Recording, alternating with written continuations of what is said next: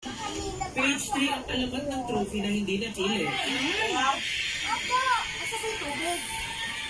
Kaya ako katulad ito naman Kapar talaga. Inano yung ano, basurahan. Yan na, kunin mo yung ano ron. Oo, magkinelas ka.